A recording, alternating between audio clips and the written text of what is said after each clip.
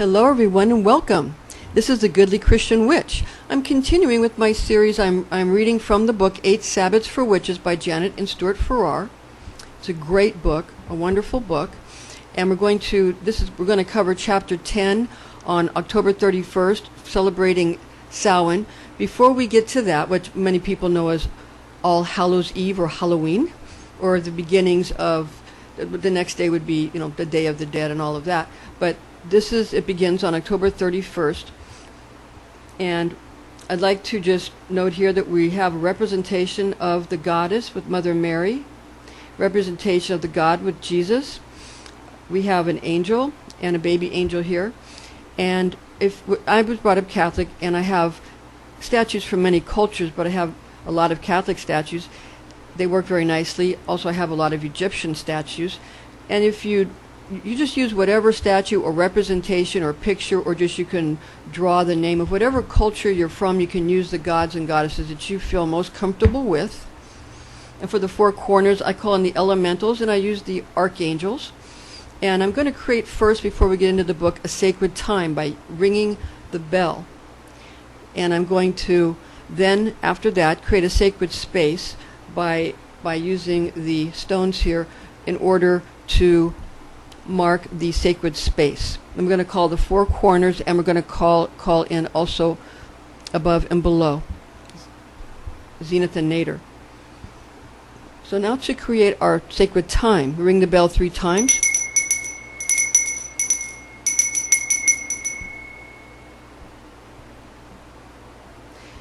And I'm going to go ahead and go clockwise, and I'm going to invoke the four corners. This is east from where I'm sitting.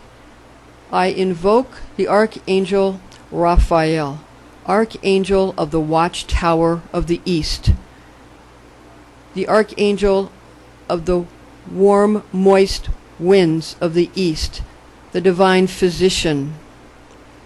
I also invoke the elementals under his rule, who are the sylphs of air.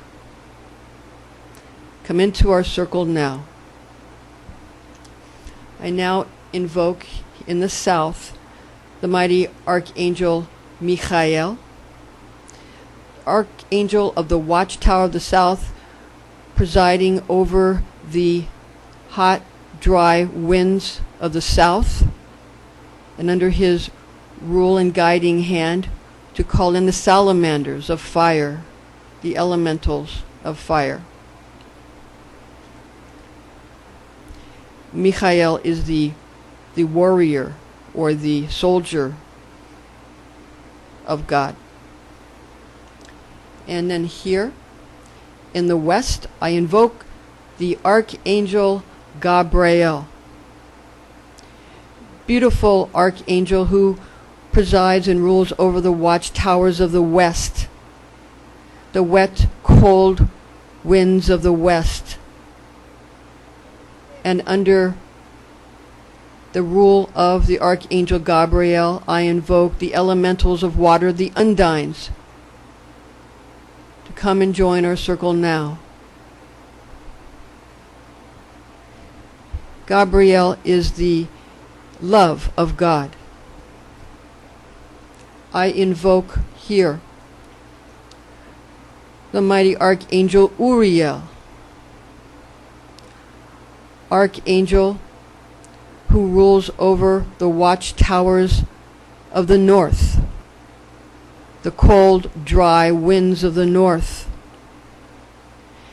And under his rule, the gnomes of earth, the elementals, the gnomes of earth, to join our circle now.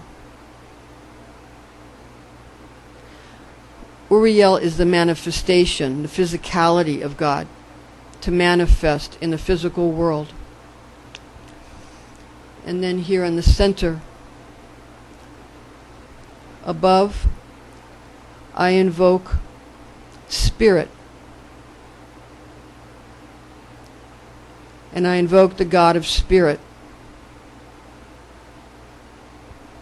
And below, I invoke matter.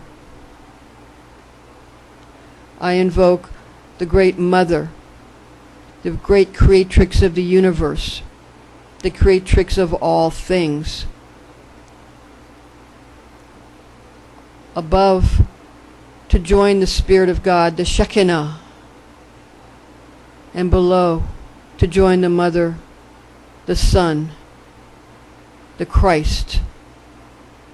And we are invoking Jesus, the Christ. We have all these 6 directions of the sphere now invoked to join our circle, and we've created our sacred time with the bell and our sacred space with the stones and the invocation.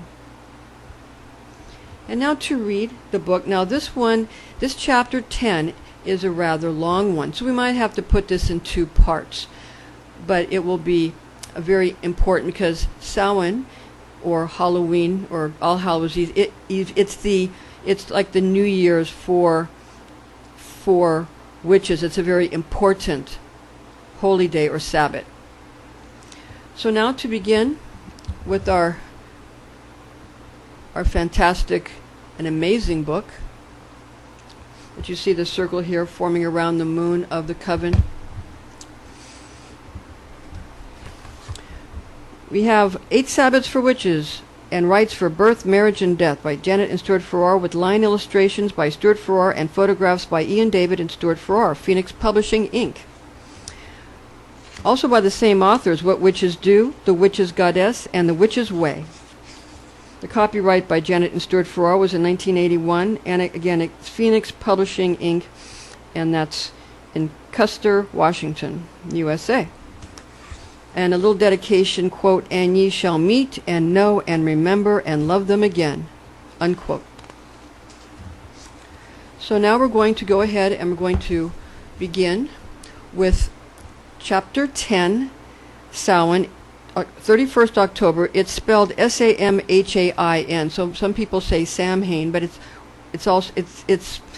actually pronounced Samhain, as far as that's what I have been taught.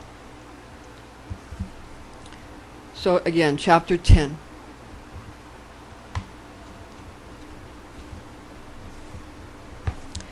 The eve of 1st November, when the Celtic winter begins, is the dark counterpart of May Eve, which greets the summer.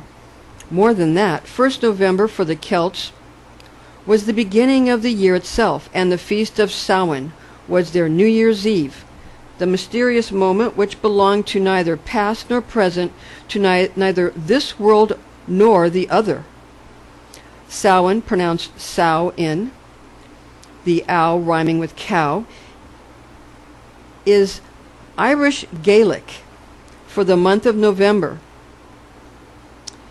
7, pronounced with an N like knee in onion, is a Scottish Gaelic for All Hallows 1st November. For the old pastoralists, whose herd raising was backed by only primitive agriculture or none at all, keeping whole herds fed through the winter was simply not possible. So the minimum breeding stock was kept alive, and the rest were slaughtered and salted. The only way, then, of preserving meat, hence no doubt the traditional use and magical ritual of salt as a disinfectant against psychic or spiritual evil. Samhain was a time when this killing and preserving was done. And it was not hard to imagine what a nervously critical occasion it was.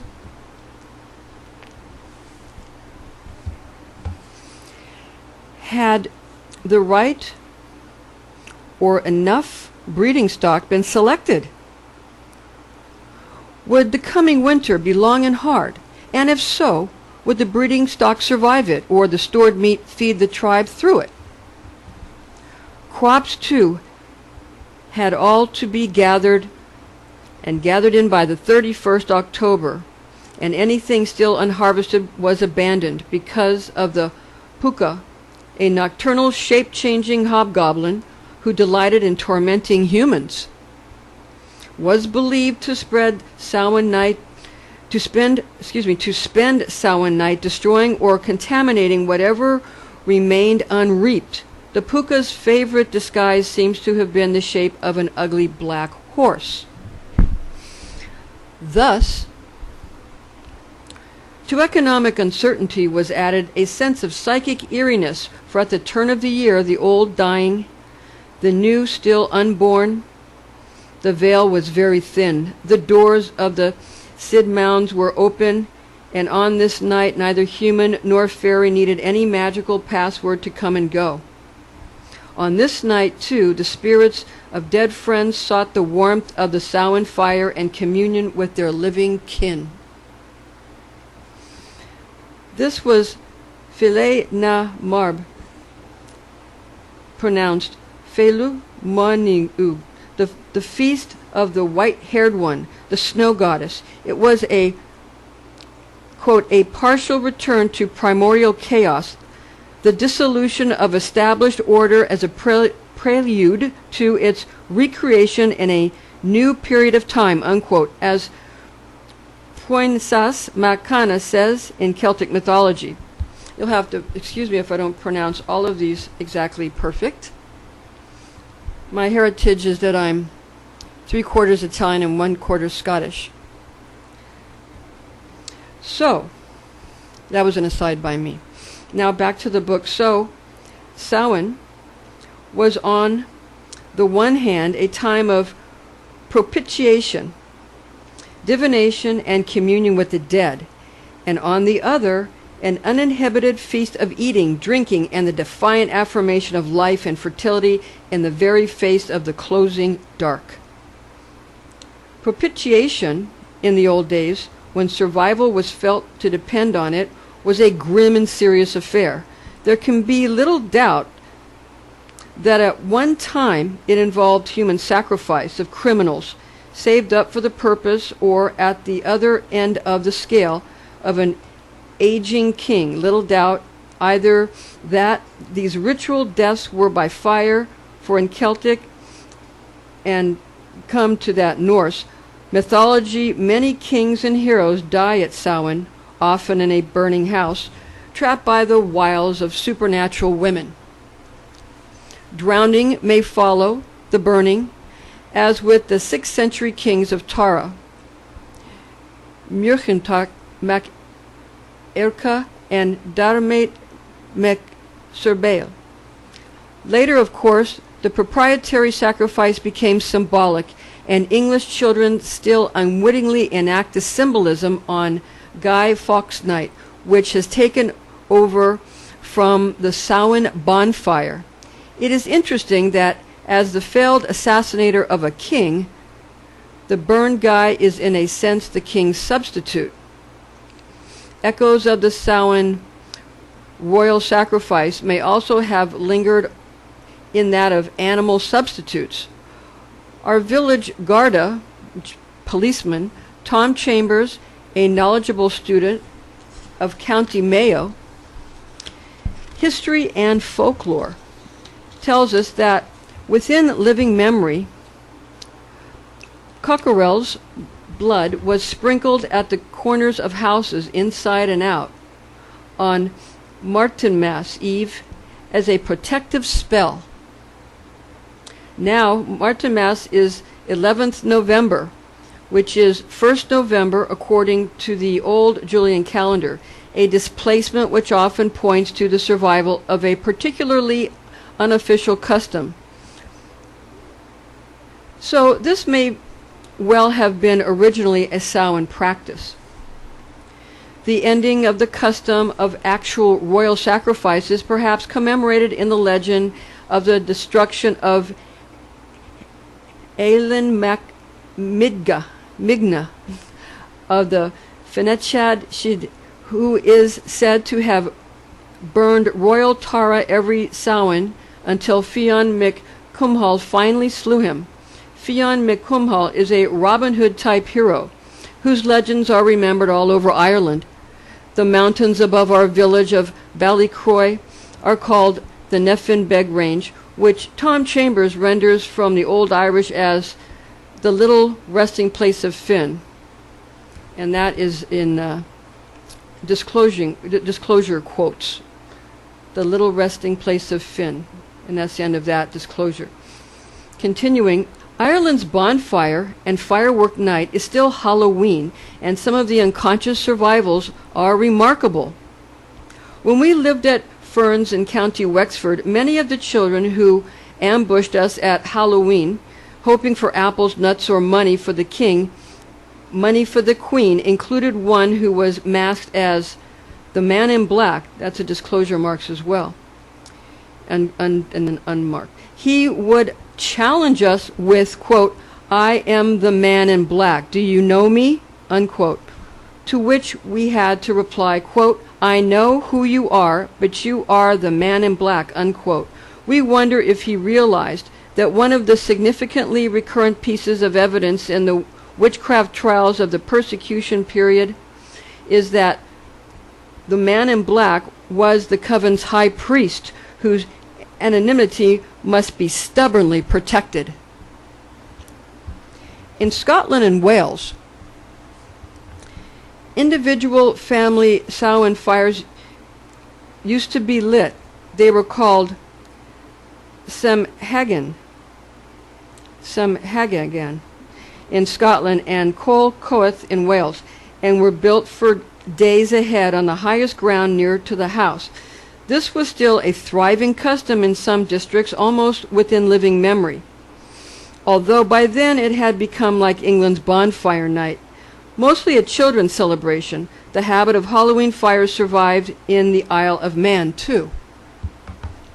Fraser, in The Golden Bough, page 831 to 833, describes several of the Scottish, Welsh, and Manx survivals, and it is very interesting that both in these and in the corresponding Beltane fire customs, which he records on page 808 to 814, there are many traces of the choosing of sacrificial victim by lot, sometimes through disturbing pieces of a newly baked cake. Sometimes through distributing pieces, not disturbing, although it might be just disturbing if some people want to do some Halloween pranks with some of the baked goods, I suppose. This is an aside by me. So let me say this right. Sometimes through distributing pieces of a newly baked cake. So we're going to take that sentence once again. That's a long sentence. Okay. Fraser, in The Golden Bough, describes several of these Scottish, Welsh, and Manx survivals, and it is very interesting that both in these and in the corresponding Beltane fire customs, which he records, page 808 to 814, there are many traces of the choosing of a sacrificial victim by lot, sometimes through distributing pieces of a newly baked cake. In Wales, once the last spark of the Halloween fire was extinguished, everyone would, quote, suddenly take to their heels, shouting at the top of their voices, "The cropped black sow sees the hindmost," unquote. Fraser might have added that in Welsh mythology, the sow represents the goddess Ceridwen in her dark aspect. All these victim-choosing rituals long ago mellowed into a mere romp, but Fraser had no doubt of their original grim purpose. What was once a deadly serious ritual at the great tribal fire had become a party game at the family ones. Talking of which, a calendar familiar to British television viewers of a few years ago as the Tanochbre of Dr. Finlay's casebook, a slightly different method prevailed at the Halloween bonfire. Quote, when the fire had died down, Fraser says the ashes were carefully collected in the form of a circle, and a stone was put in near the circumference for every person of several families' interest in the bonfire. Next morning, if any of these stones was found to be displaced or injured, the people made sure that the person represented by it was fey, or devoted, and that he could not live 12 months from that day, unquote. Was this a midway stage between the ancient sacrificial victim rite and today's Halloween party custom of cheerful divination from the way in which fire-roasted nuts jump?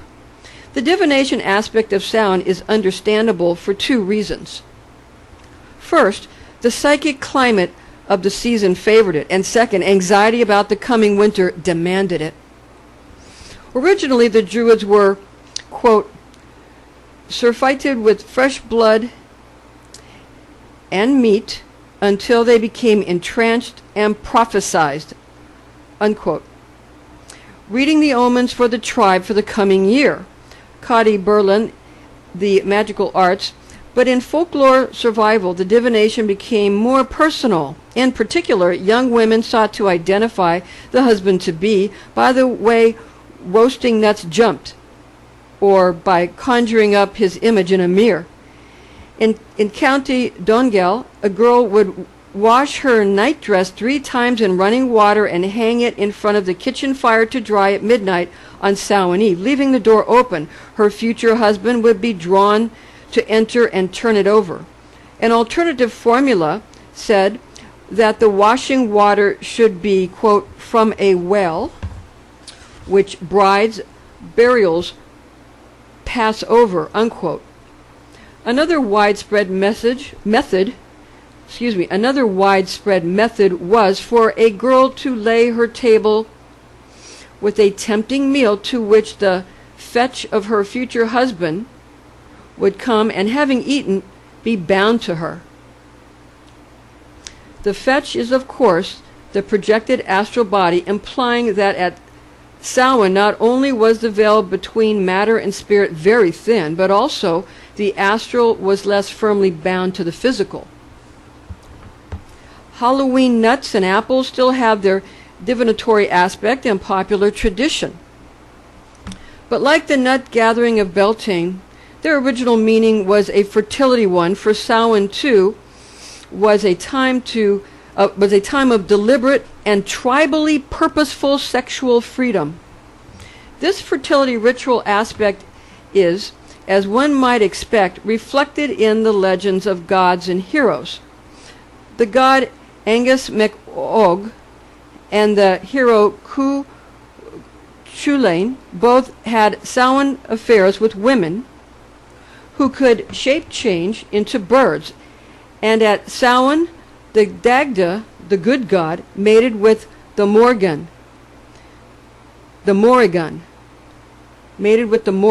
dark aspect of the goddess, as she bestrode the river Unis, and also with Bone, goddess of the river Boyne. Samhain, like the other pagan festivals, was so deeply rooted in popular tradition that Christianity had to try to take it over. The aspect of communion with the dead and other spirits was Christianized as All Hallows moved from its original date of 13th May to 1st November and extended to the whole church by Pope Gregory IV in 834. But its pagan overtones remained uncomfortably alive, and in England the Reformation abolished All Hallows. It was not formally restored by the Church of England until 1928, quote, on the assumption that the old pagan associations of Halloween were at last really dead and forgotten, a supposition that was certainly premature, unquote. And that's a quote from Doreen Valiente on an ABC of Witchcraft.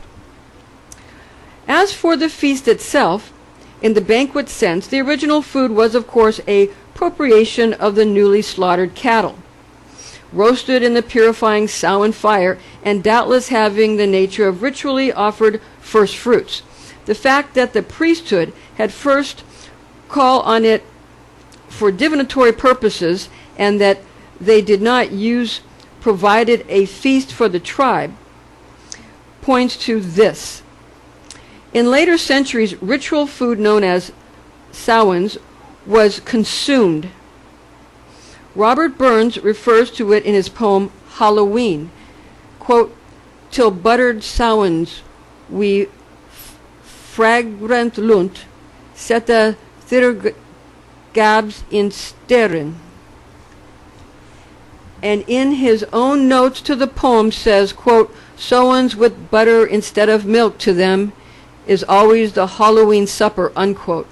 The Oxford English Dictionary defines Samhains as an article of diet formerly in common use in Scotland and in some parts of Ireland, consisting of farinaceous matter extracted from the bran or husks of oats by steeping in water, allowed to ferment slightly, and prepared by boiling, unquote. And says that it probably derives from su or sub, sap. Maybe, but it is interesting that Samhain is nearly enough the pronunciation of Samhain or Sowen. It says it may be, but it is interesting that Sowen is nearly enough the pronunciation of Samhain.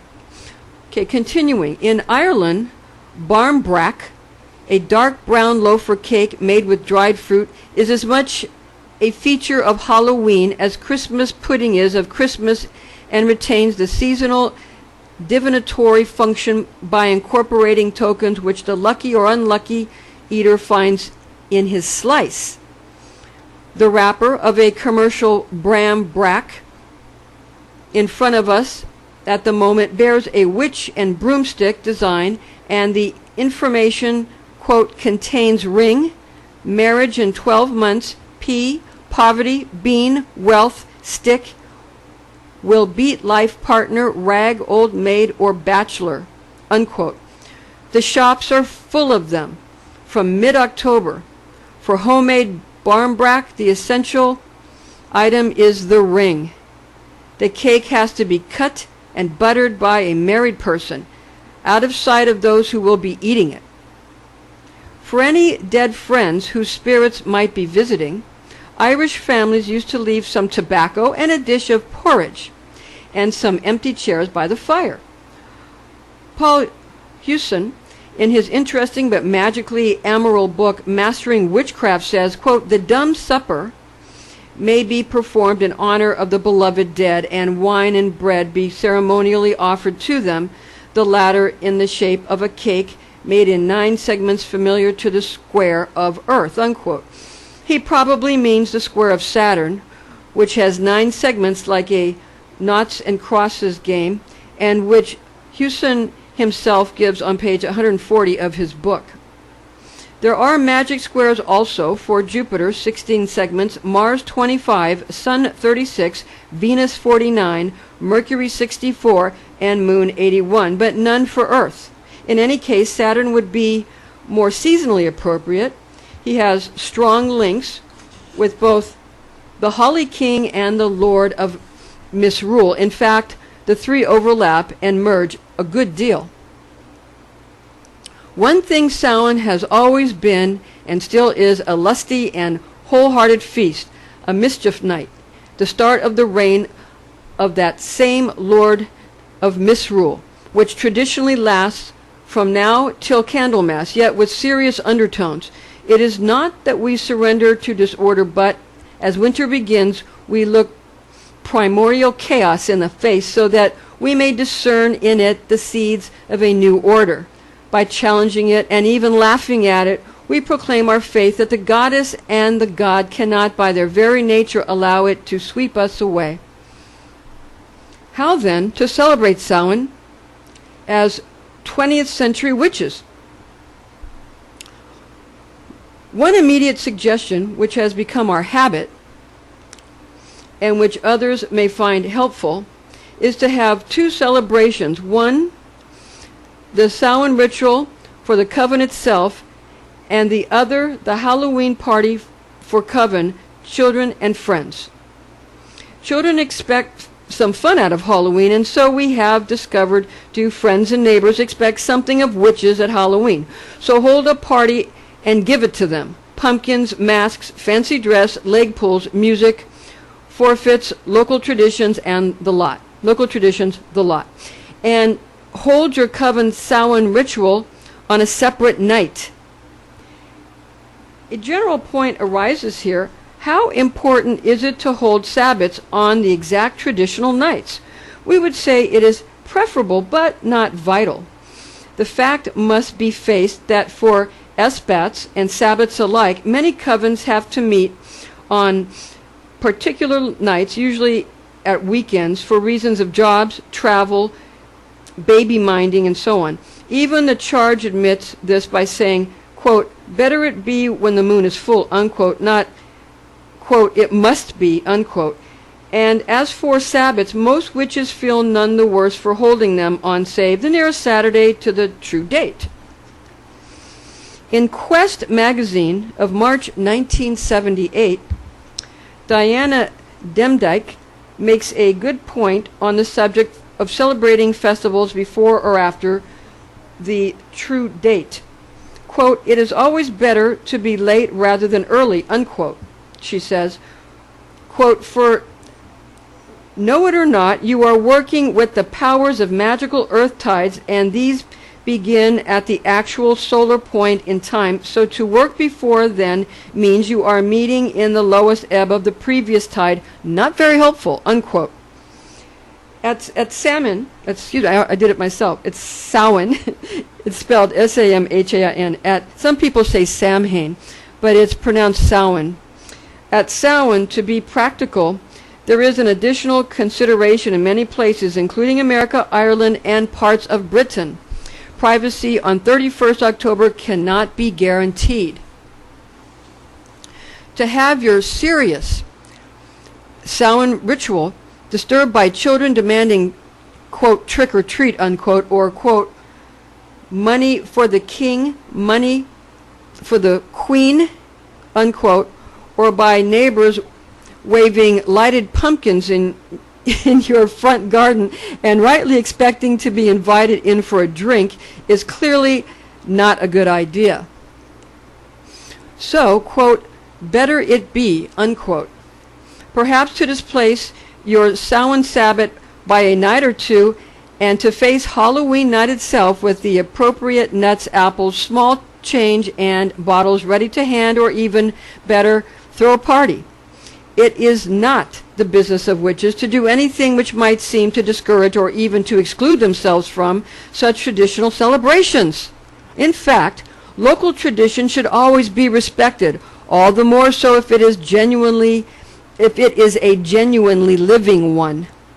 That is why out here in County Mayo, we light our midsummer bonfire on St. John's Eve, 23rd June, when many others dot the landscape far and wide like orange stars in the dusk.